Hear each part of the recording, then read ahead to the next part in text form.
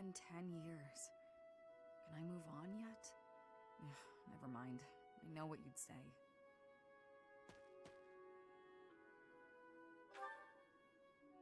In a sense, someone who's long since passed. Another mercenary I fought alongside. They were killed 10 years ago when Dagda was in conflict with the Empire. It's all I can focus on lately.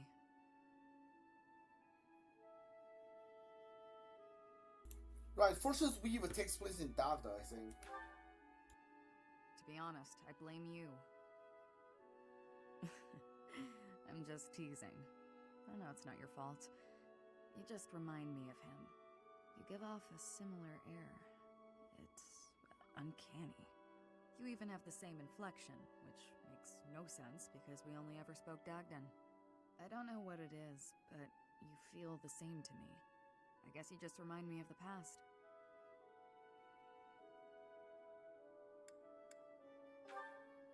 Please, it's not your fault. It's my fault for getting caught up in memories. Still, you always remember your first love, right? That's enough of that. There are more relevant topics to discuss.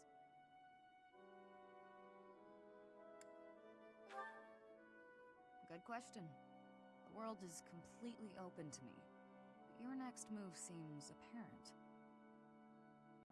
But who knows where I'll end up? Though I may have done enough traveling for one lifetime, I like the idea of having a permanent home. And after all my time here, I've grown quite fond of Fódlan.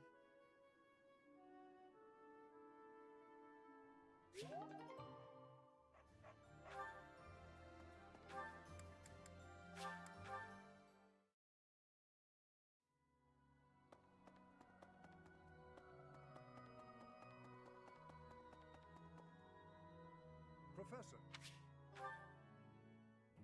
Which means that there are some elements of your power that cannot be explained by current theory. Although this may lead to a discovery that alters the very fabric of Crest research. Oh, pardon me, Professor. I became lost in thought, and I do tend to ramble. I suggest we call it a day. Do you concur?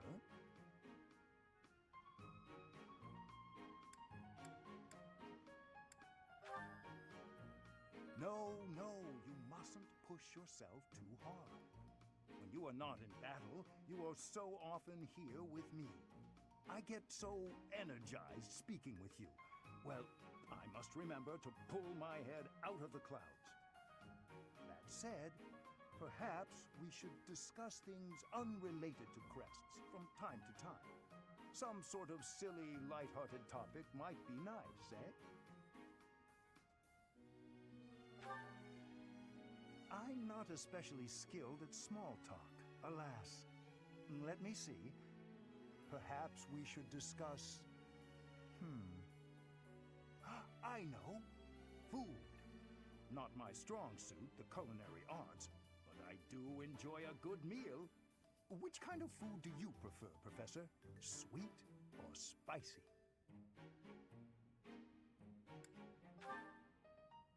Spicy? Quite the opposite of me. Yet you're an exception in lots of ways, so it's not altogether surprising. An old colleague of mine theorized that those who bear crests favor sweet flavors over spicy. She suggested that the crest exerts some manner of influence over... Oh, there I go again. How embarrassing. We were supposed to be avoiding talk of crests, weren't we? Terrible habit of mine, finding a way to turn any conversation towards crests. I really should find a way to stop that.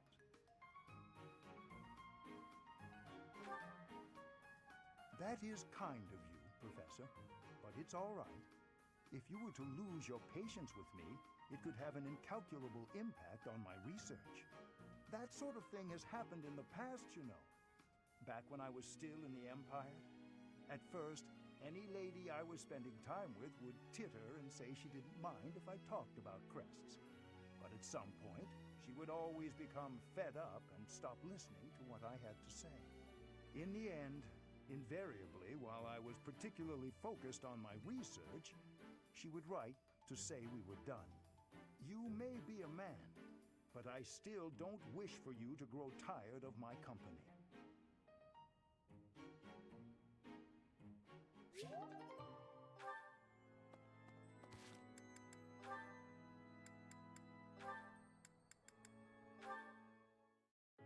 It's only a scratch, Leone. I'm all right.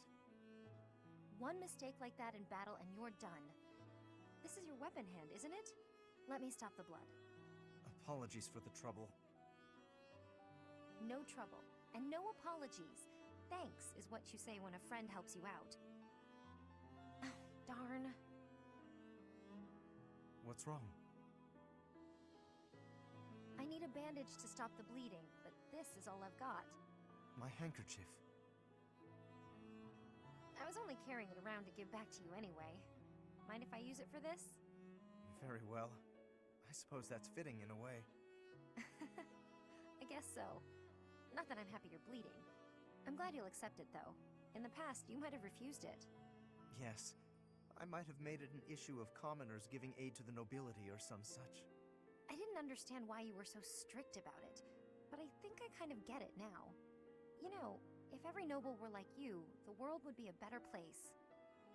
Perhaps, but you were right.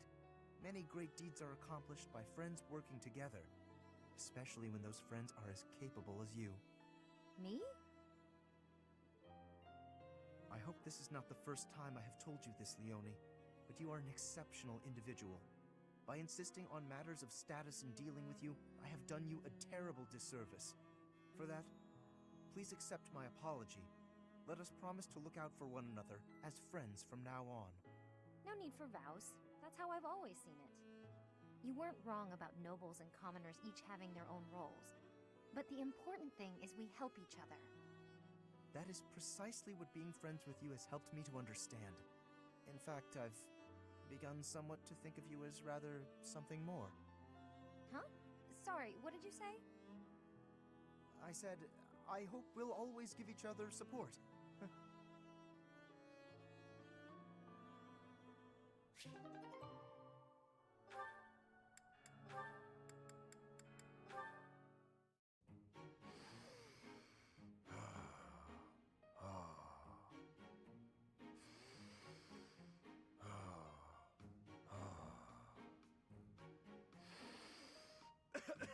My breath. Careful. You're going to make yourself pass out. Shamir? I'm so sorry. Are you trying to breathe like I showed you? Not even close. That, in-out-out technique sounds so easy, but it's not easy at all. It's only easy for me because I put in the time to practice. You need to practice if you want it to work. Oh yeah? Really? So I should be able to do it if I just practice. Yes. I see. You had no presence. Again. Yes. Sometimes my presence fades without even trying. It can be a nuisance. One of these days, I'm gonna do it, just like you. Seems unlikely, but keep practicing. Yeah. Got it. Thanks. Stop doing it while you're talking. It's disturbing.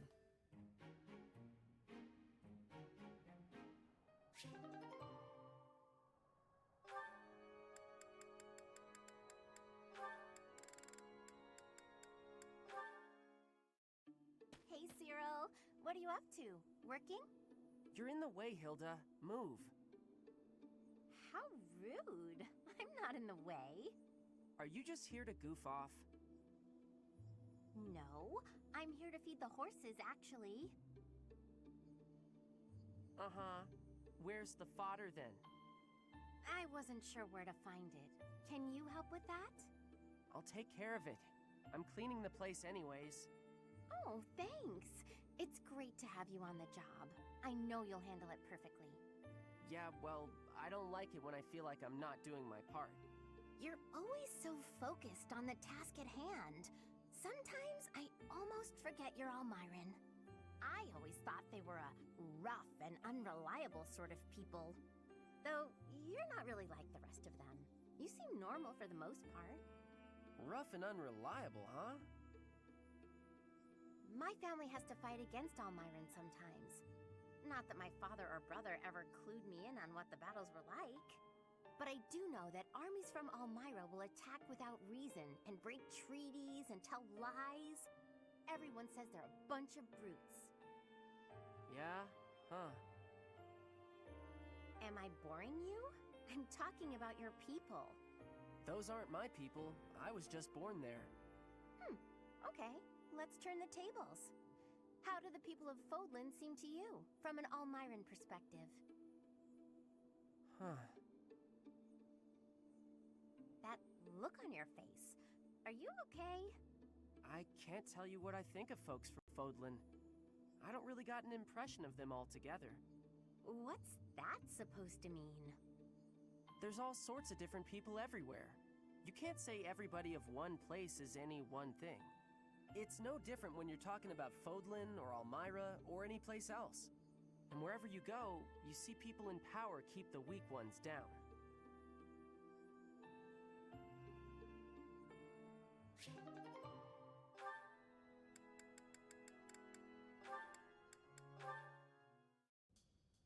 All right, Yurikins, isn't it about time you let go of this grudge? I'm sorry I dragged you out onto the stage, but I can't believe you're still holding it against me. I bear no grudge. Then why do you get this stony look and face the other way anytime you catch a glimpse of me? Oh, Ladybird. Truth be told, when I see you, it reminds me of my own self-loathing. Of my past. Huh. I didn't know you were carrying something like that. You rose up from your hardships and became the lead singer for a prestigious opera, all on your own, while I made my way through the world by licking the boots of wretched nobles. Watching you on stage from the sidelines. It wasn't until recently that I felt a real sense of accomplishment in my life. But recalling that first pivotal moment when I saw you on stage, you were brilliant. You shone like nothing I'd ever seen. Whenever I see you, Ladybird, I'm reminded of that moment. And in that moment, I had never felt so filthy and unlovable in all my life. That's why you don't like singing? There's got to be more to it than that. Back then, the Imperial capital was swarming with disgusting nobles. All of them vying for your attention. For the love of the Dorothea. Many were willing to compromise with an inferior substitute. If they couldn't have you, perhaps someone else was capable of singing just as sweetly. You do what you must to chase your dreams. You say it left you filthy and unlovable, but my life didn't leave me unscathed either. There's not much love left in what I do. There was once, of course. As a child, I lived for singing. No matter how hard times got, I always had that. I counted myself so lucky to have met Manuela and joined the opera. But the more I sang for a living, the less certain I was that I loved it anymore. You're a tricky one to assess. I can't tell if you're too wise or too naive for your own good. Whether or not your heart's in it now, you certainly didn't appear to hate it back then. I'd never seen you beam so brightly, as you did when you helped me train for the performance. You might be onto something. I felt genuinely happy in that moment. You just lost your spark for singing. Nothing more. It's how I feel about it in a way. How about this? Why not join an opera that doesn't have dealings with nobles? That's a great idea, actually. We'll start something new together. You and me. I don't know about all that now. The world is full of people who fell through the cracks just like us. We'll take them in whenever we can and aim to become Fodlan's premier opera company. I can't remember the last time I was this fired up. Though, we'll have to table it until after the war. Our own one-of-a-kind traveling opera. You know, that does sound fairly thrilling. Have no doubts it could help deepen our pockets. Leave it to you to take all the romance out of it. But I know you're an idealist deep down. Takes one to know one. I must say, I do enjoy seeing your mischievous side at work. I'll take that as a compliment. I could say the same for you, too. It's exactly why I'm comfortable sharing the stream with you.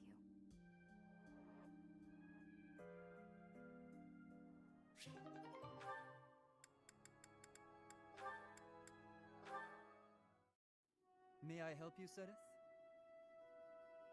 Finally noticed me, I see. Good to see that you are so dedicated to your training. Do you have need of my sword?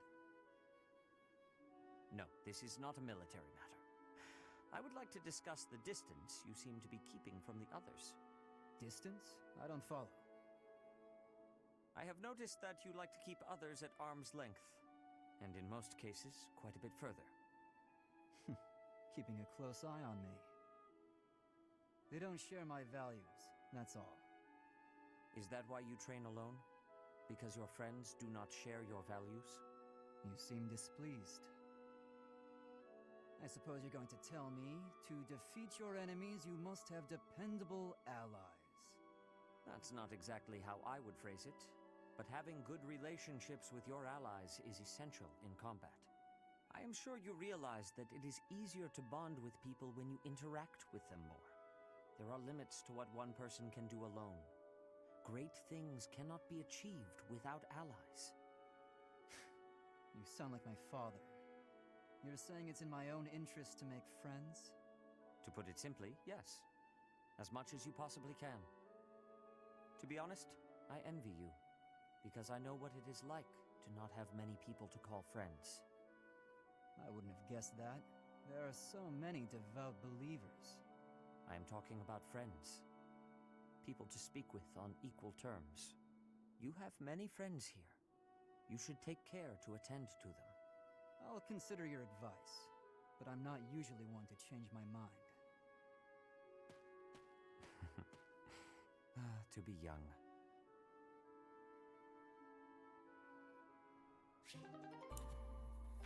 All right.